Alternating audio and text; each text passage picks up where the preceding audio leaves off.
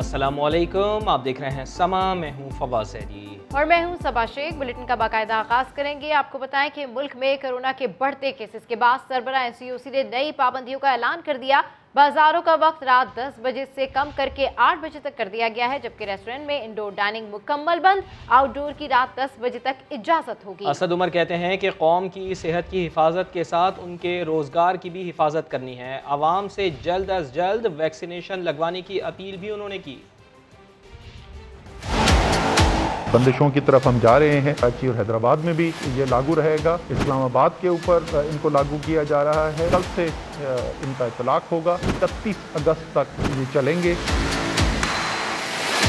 मस्बत cases जो हैं वो भी उनकी तादाद बढ़ी है। अस्पतालों में जो मरीज आ रहे हैं उनकी तादाद में एक तेजी से इजाफा हुआ है। मार्केट की टाइमिंग जो है वापस 8 बजे तक। एक दिन की छुट्टी थी, सेफ डे भी कहते हैं, उसको बढ़ाकर दोबारा से 2 दिन हफ्ते में किया जा रहा है। कौन से 2 दिन होंगे ये सूबे के पास हम इख्तियार छोड़ेंगे। इंडोर डाइनिंग जो है उसको बंद किया जा रहा है जी। आउटडोर डाइनिंग जारी रहेगी। 10 बजे तक किया जा रहा है। शादियां हैं वो 400 की जो पहले से हद मुतय्यन है उसी के साथ जारी रहेगा। ऑफिस में जो 50% काफ़ी अरसे तक ये चला, तो वही 50% की पॉलिसी दोबारा से लागू की जा रही है। हमने सब कुछ बंद करके वबा का मुकाबला नहीं करना, हमने लोगों की सेहत की हिफाजत भी करनी है और साथ साथ हमने लोगों के रोज़गार की हिफाजत भी करनी है। तो अब फिर मैं आपसे सदा करूँगा कि जल्द से जल्द आप जाकर वैक्सीन लगाएं। और दूसरी जानिब सिंध हुकूमत आवाम से वैक्सीन लगवाने पर इसरार कर रही है, मगर वैक्सीनेशन मराकज़ पर वैक्सीन की दस्तयाबी में नाकाम नजर आती है। बेशतर मराकज़ पर सिर्फ एक वैक्सीन दस्तयाब है। दूसरी खुराक के लिए आने वालों को वापस भेजा जा रहा है। तर्जुमान सिंध हुकूमत कहते हैं मीडिया ग्लास आधा खाली ना दिखाए। मुदस्सर नज़ीर की रिपोर्ट।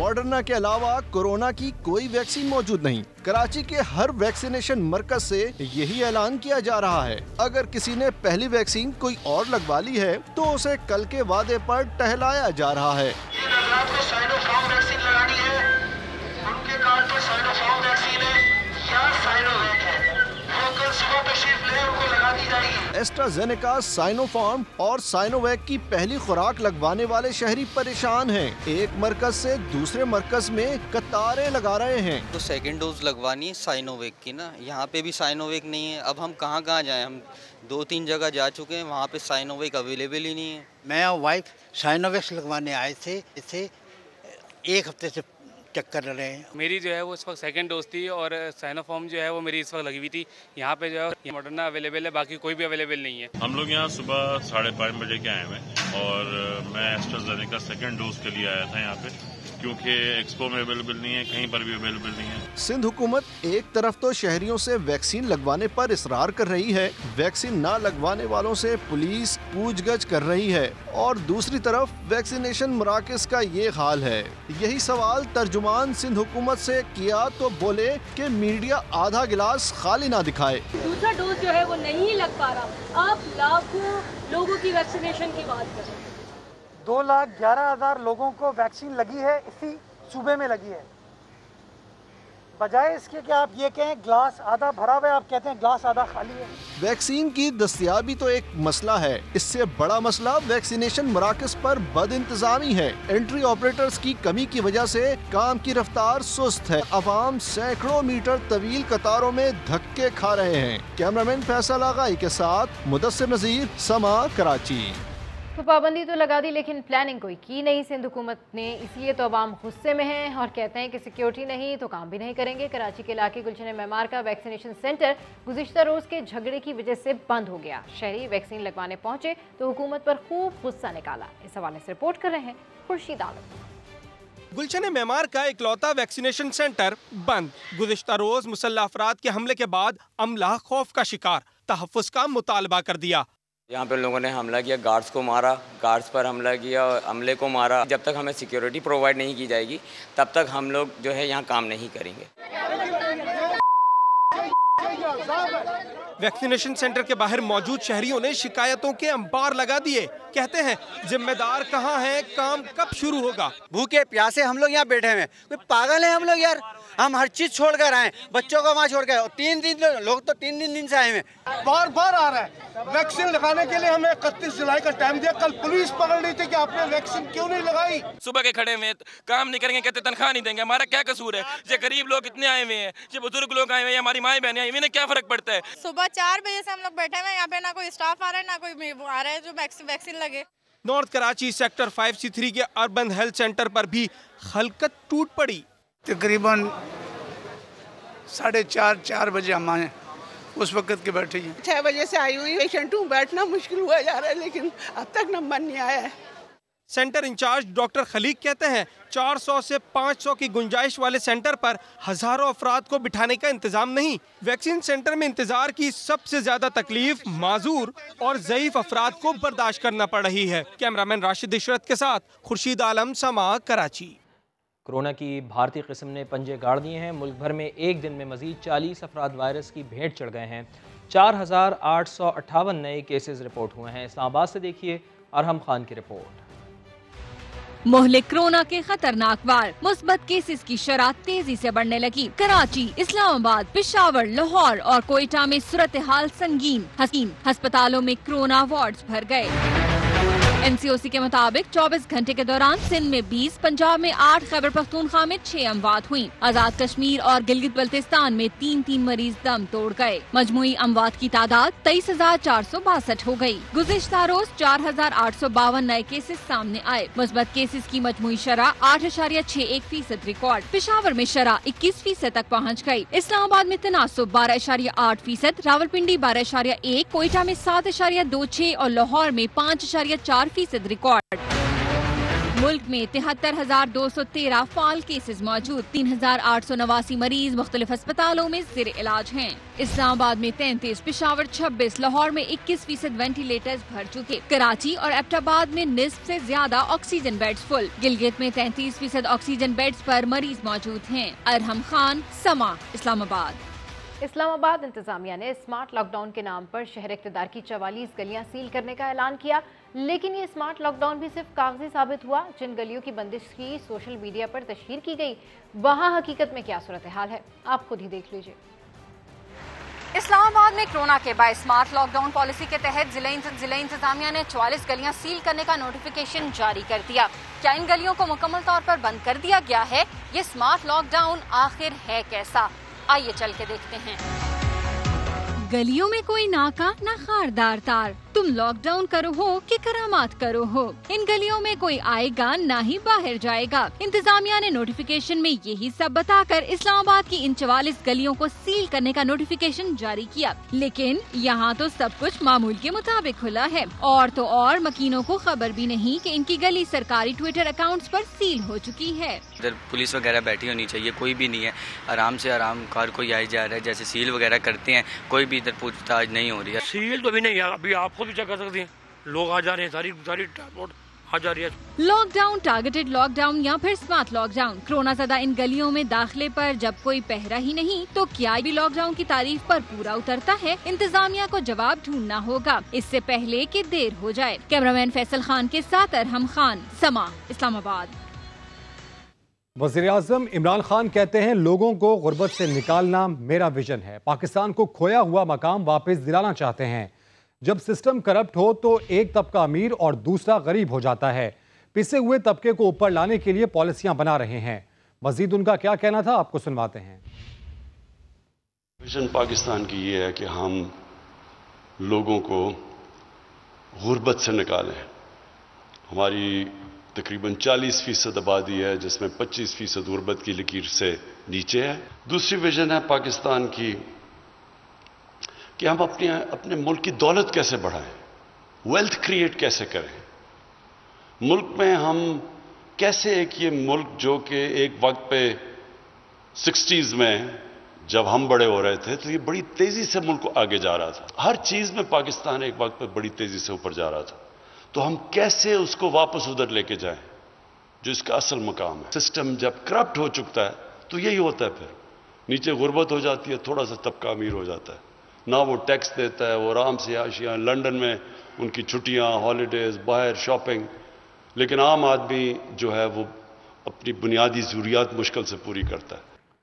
दहशत गर्दों की शिमाली वज़ीरिस्तान में फ़ौजी चौकी पर फायरिंग, वतन की हिफाजत का फरीज़ा निभाने वाला एक जवान शहीद हो गया।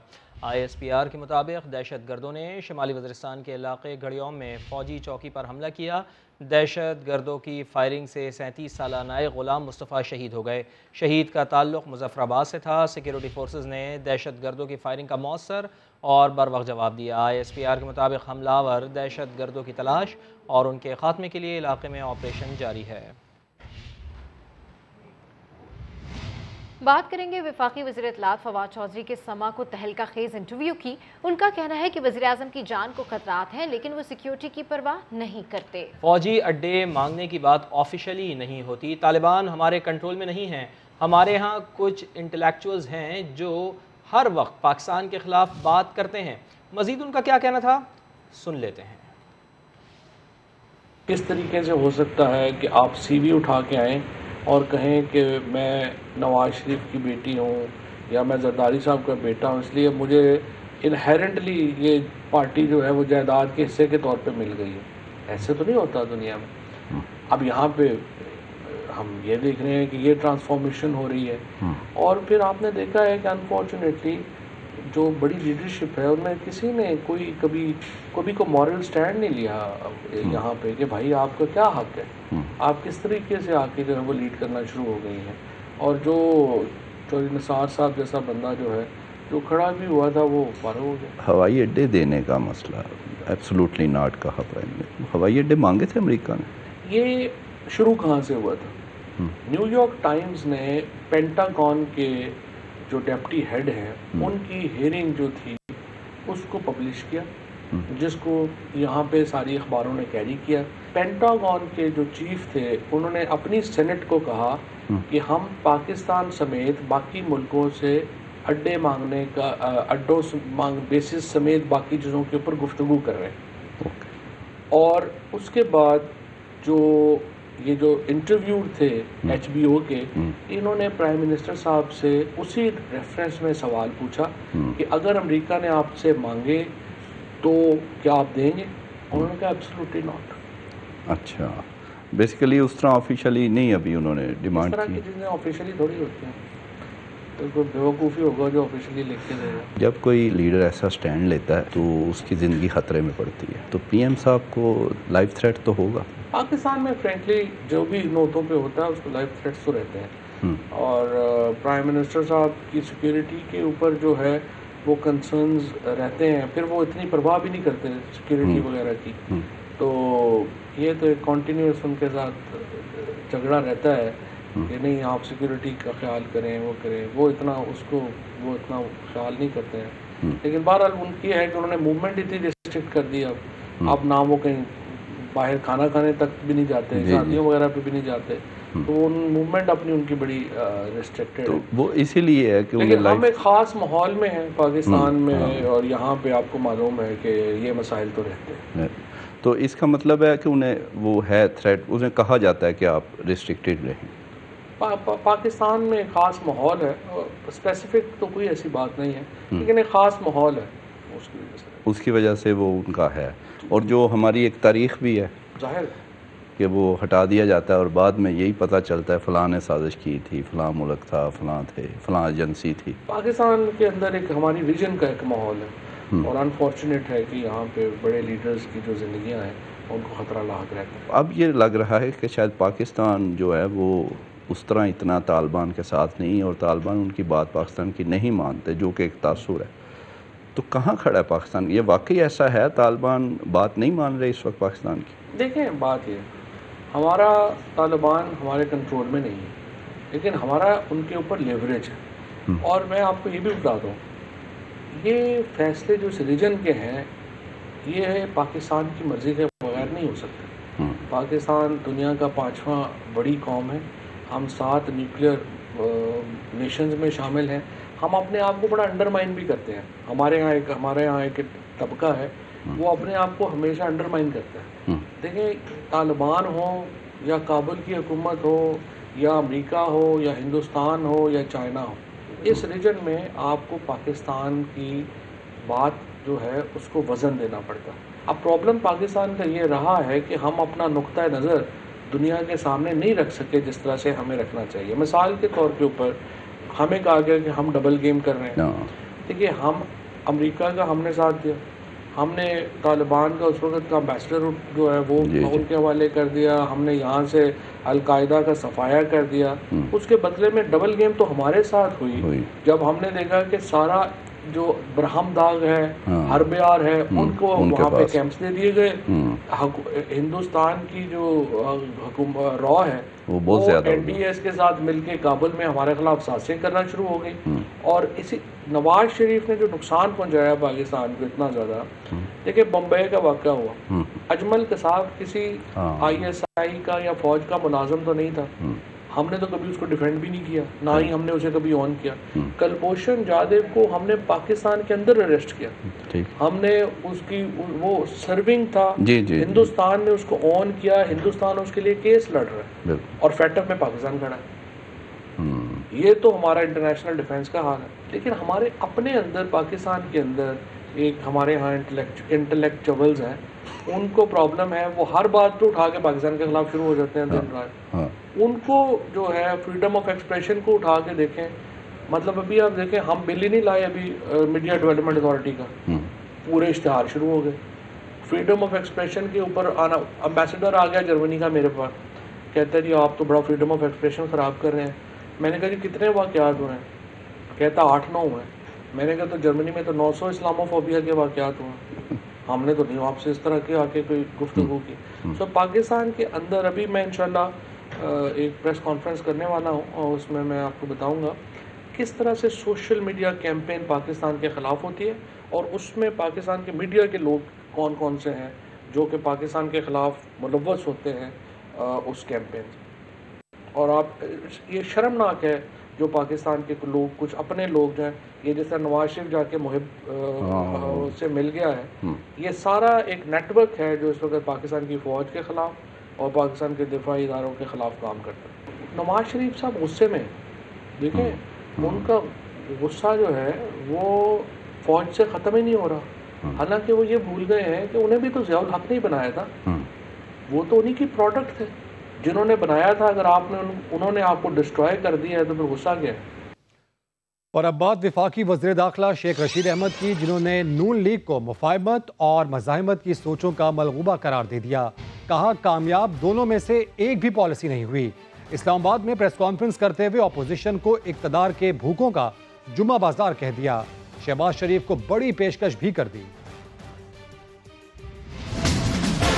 नून लीग और शियून लीग में मफाहमत और मज़ामत की लड़ाई है। मैंने जब बहुत पहले कहा था कि ये दो जमातें हैं, दो सोचों का नाम है। इमरान खान को कोई थ्रेट नहीं है, वो लकी आदमी है, ना पीपल्स पार्टी से ना नून लीग से।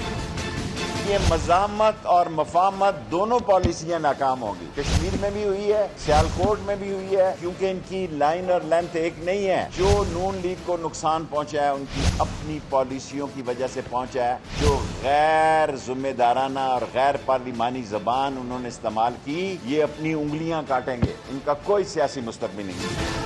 इक़्तिदार के भूखों का जो जुमा बाजार लगा हुआ है उनको कोई पजीराई नहीं मिल रही, सवाए मीडिया जब वो एक ऐसी बात करते हैं जब हुकूमत के खिलाफ है तो उनको कवरेज मिलती है। कुल सियासत ये 40 कैमरों के अंदर हो रही है, बाकी उनकी कोई सियासत नहीं है। खत्म, ठुस, टेंट फिश हो चुके हैं। न जाने किस बात की जल्दी थी। शेख रशीद ने प्रेस कॉन्फ्रेंस तो हंसते हुए शुरू की, लेकिन सहाफ़ियों के सवाल पर गुस्सा करने लगे, बात बात पर टोकते रहे। प्रेस कॉन्फ्रेंस खत्म हुई तो फिर हंसने लगे।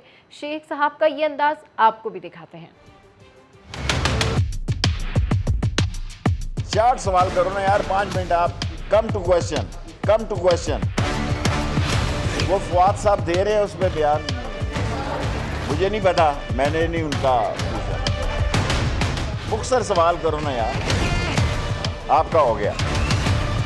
छोटा सवाल करो यार, टाइम पूरा हो रहा है। सेकंड लास्ट, बस इधर से। मुझे इसका नहीं पता, मुझे नहीं पता, मैं अभी इस पे कुछ नहीं कहना चाहता। सवाल शुरू हो जाते हैं, बस प्रेस कॉन्फ्रेंस ही रह जाए। खत्म, ठुस। पंजाब असम्बली में पाकिस्तान पीपल्स पार्टी के पार्लिमानी लीडर सैयद हसन मुर्तज़ा से सूबाई वज़ीर फैयाज़ुल हसन चौहान का असम्बली की सीढ़ियों पर टाकरा हुआ। इस दौरान दिलचस्प जुमलों का भी तबादला हुआ। मेरी छन्नो है, आप इनकी छन्नो है शाह साहब, आप इनकी छन्नो है। मेरी जान है, आने वाला वक्त ने साडे नाल होना पहली मुलाकात कहते बिल्ली के खाद पे छिछड़े और तू तो बाहर आ, इन्होंने साडे नाल होना है। 7 रह गए ना, 7 जो इन्होंने खान की मुलाकात नहीं करनी। 5 चूहे जो घर से निकले करने चले शिकार, 1 चूहे को आगे खांसी, बाकी रह गए 4। इन्होंने पीपी का सांप हो, इन्होंने साडे ने पासे आना है। कश्मीर च हाल वेख लिया ना। अदालती कार्रवाई का जिक्र। मनी लॉन्ड्रिंग केस में शहबाज शरीफ और हमजा शहबाज की अबूरी जमानत में 16 अगस्त तक तौसी कर दी गई। FIA ने मनी लॉन्ड्रिंग से मुतालिक रिपोर्ट जमा कराते हुए मुल्जिमान की जमानत खारिज करने की इस्तदा कर दी। अरशद अली की रिपोर्ट। मनी लॉन्ड्रिंग केस में शहबाज शरीफ और हमजा शहबाज की पेशी। वकला ने कौमी असम्बली के इजलास के बायस केस मुलतवी करने की इस्तदा की। कहा 13 अगस्त तक सेशन है, इसके बाद की तारीख रख ले। दौरान समात FIA ने तहकीकात से मुतल्लिक रिपोर्ट जमा करवाई, जिसमें बताया गया कि मुल्जमान ने हवाला हुंडी के जरिए मनी लॉन्ड्रिंग की। हमजा शहबाज ने तहरीरी जवाब में कहा कि मुकदमात झूठे और बेबुनियाद हैं। मीडिया से गुफ्तगू में अता तारर ने एक बार फिर हुकूमती तर्जमानों को तनकीद का निशाना बनाया।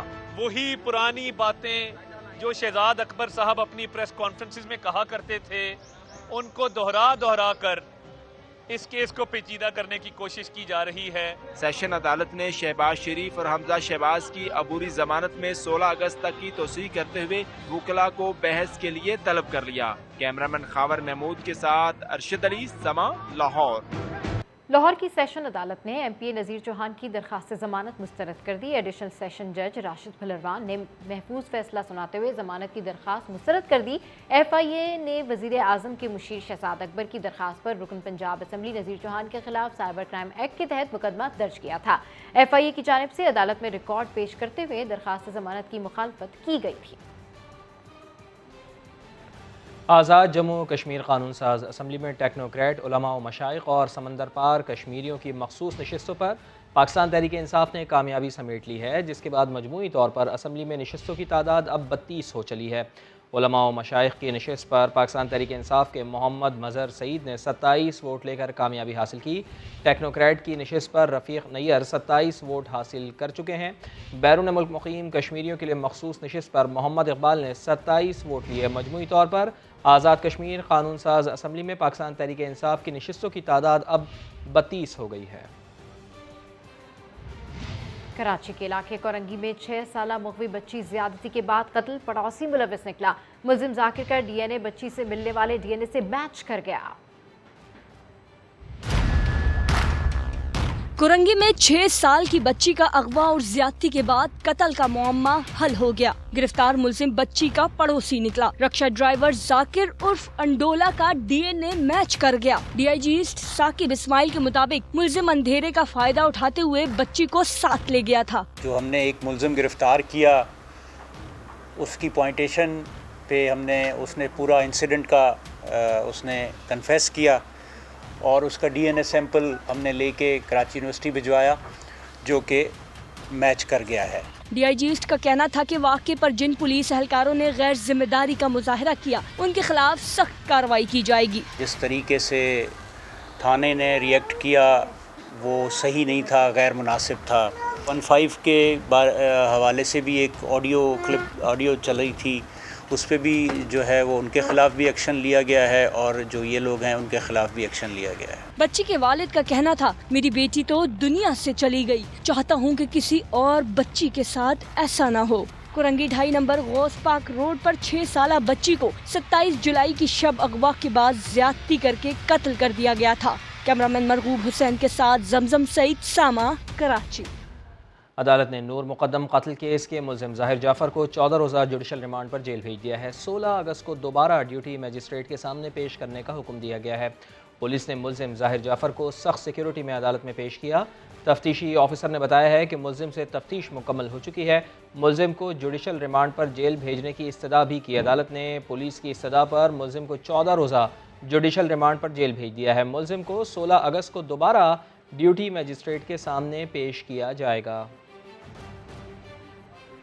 फैसलाबाद में ज़ेर तामीर घर की छत गिरने से 4 अफराद जाँ भाग, जबकि खवातीन और बच्चों समेत 5 जख्मी हो गए।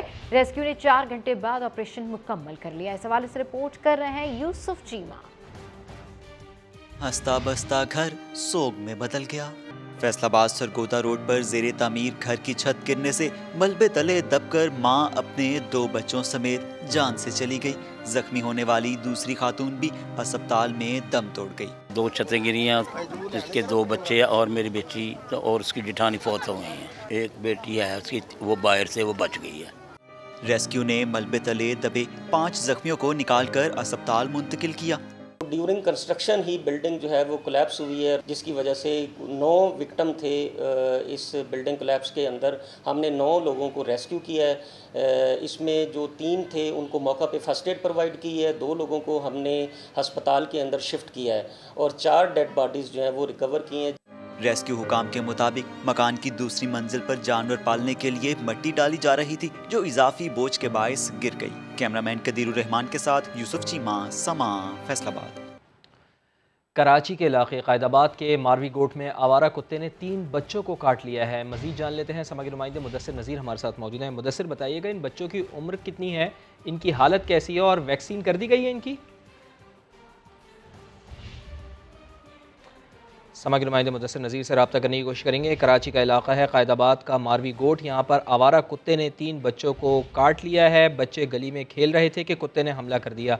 समा के नुमाइंदे मुदस्सिर नज़ीर हमारे साथ मौजूद है। मुदस्सिर, बताइएगा इस बारे में मज़ीद। बहुत कोशिश करेंगे हम रब्ता करने की मुदस्सिर नज़ीर से, उनको गालिबन आवाज़ नहीं पहुँच पा रही है हमारी। आपको एक बार फिर बता दें कि कराची का इलाका है कैदाबाद, इसका मारवी गोट है। यहाँ आवारा कुत्ते ने 3 बच्चों को काट लिया है। आवारा कुत्तों के काटने के वाक़यात में रोज़ बरोज़ इजाफा होने लगा। लाड़काना और करीबी इलाकों में कुत्तों के हमले में 15 से ज़ायद अफराद जख्मी हुए, जिनमें 3 बच्चे भी शामिल हैं। मुतासर अफराद को वैक्सीनेशन के लिए चांडका अस्पताल मुंतकिल किया गया, जहां तमाम मुतासरीन को वैक्सीन लगा दी गई। उधर लियाकतपुर में भी कुत्तों के गौल ने 3 बच्चों समेत 5 अफराद को काट लिया। जख्मियों को शेख ज़ैद अस्पताल मुंतकिल कर दिया गया।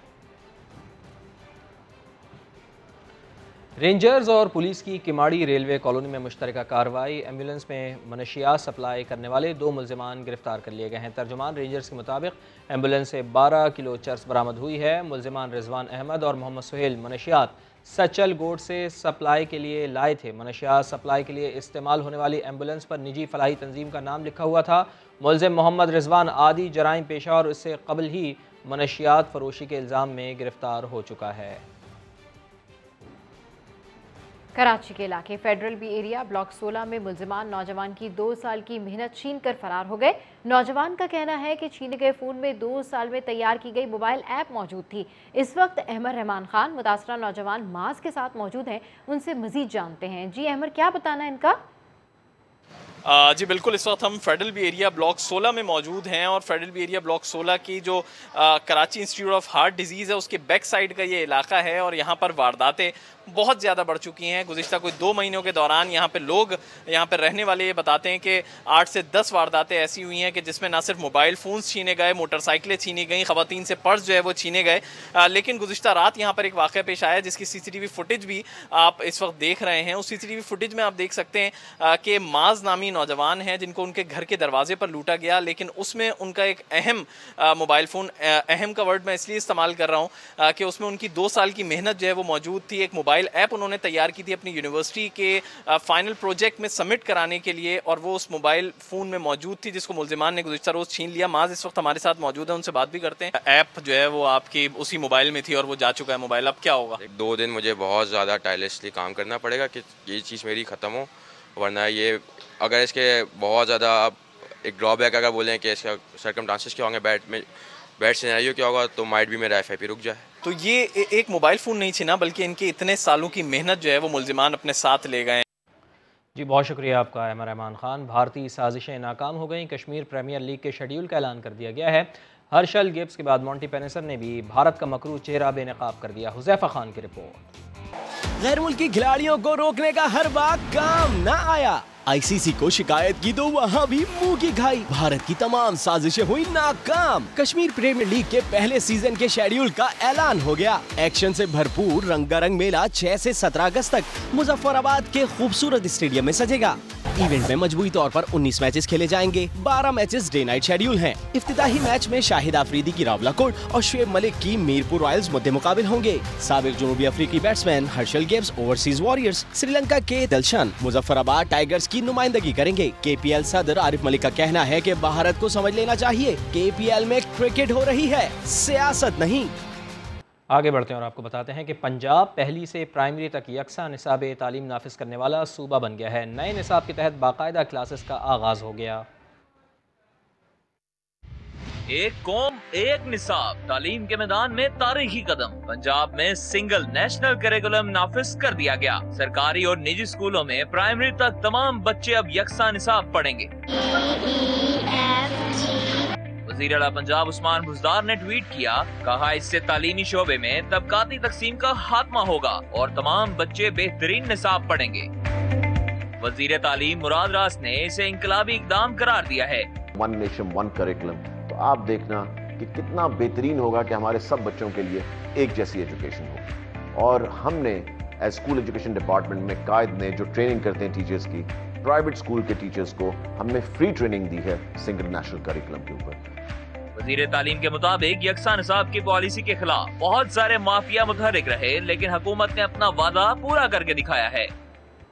सिंध हुकूमत ने कोरोना SOPs की खिलाफ वर्जी पर SHOs को भी कार्रवाई का अख्तियार दे दिया है। मजीद जानते समा के नुमाइंदे संजय साधवानी से। जी संजय, अपडेट कीजिए, मजीद क्या अहकाम जारी किए गए हैं?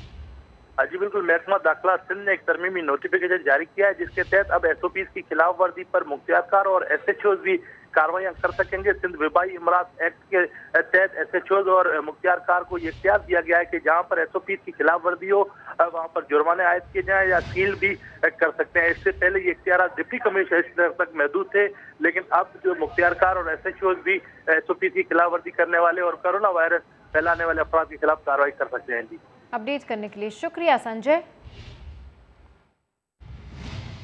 2005 के ज़लज़ले में तबाह हो जाने वाले स्कूल ताहाल तामीर क्यों नहीं हुए? बड़ी अदालत ने मामले का नोटिस ले लिया है। चीफ सेक्रेटरी खैबर पख्तूनख्वा को नोटिस जारी कर दिया गया है।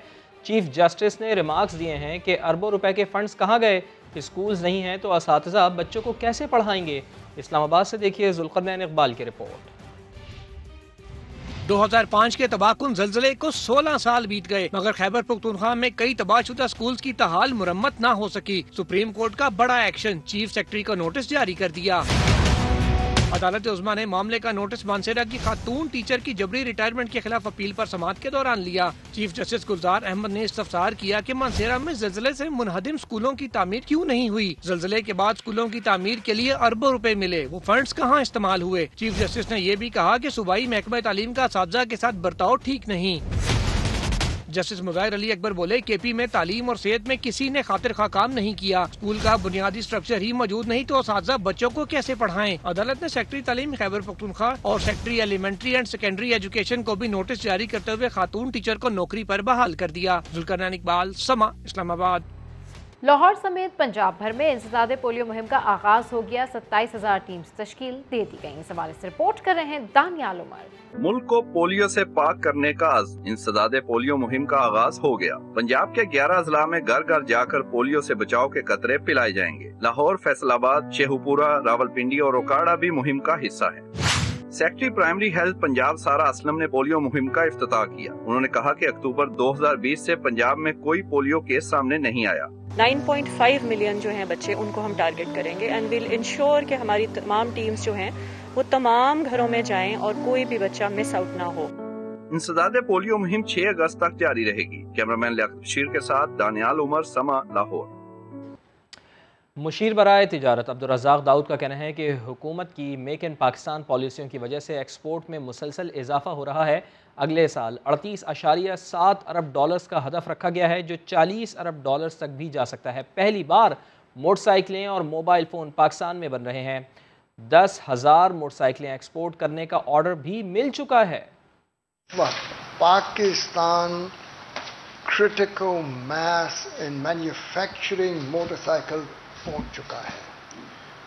There are now 2.6 million motorcycles are made in Pakistan।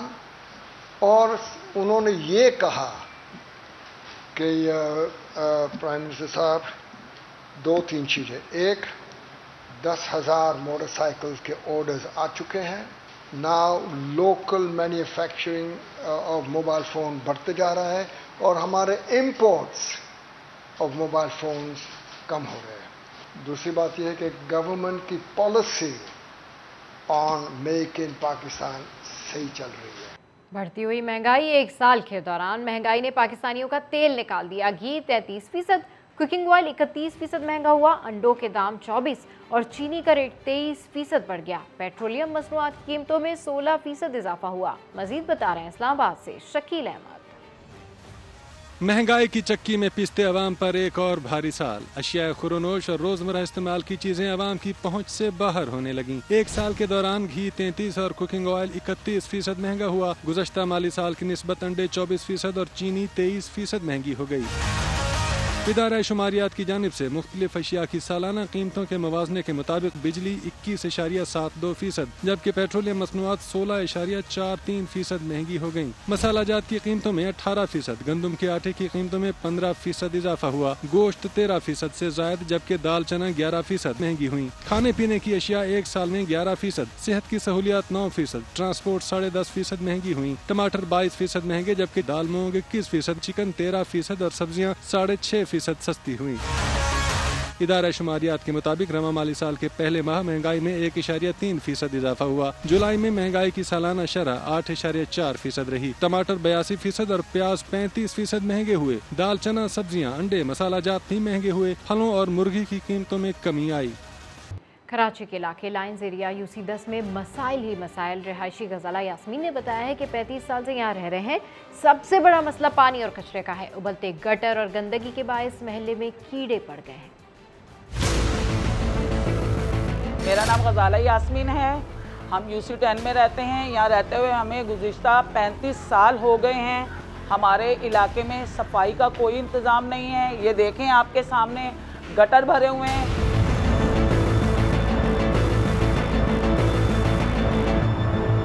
कोई जमरदार नहीं आता, कोई सफाई नहीं, बच्चे बीमार हो रहे हैं, हमारे कीड़े पड़ गए मोहल्ले में, कोई पूछने वाला ही नहीं है।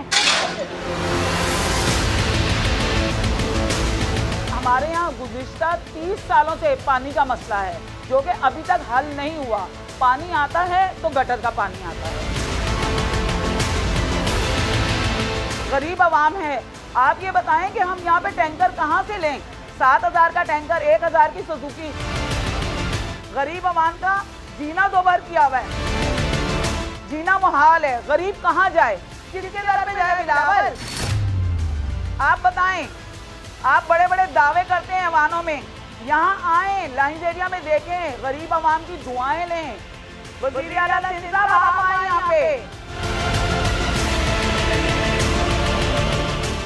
बुलेटिन से फिलहाल इतना ही। एक ब्रेक के बाद हाजिर होंगे हेडलाइंस के साथ। आप देखते रहिए समा।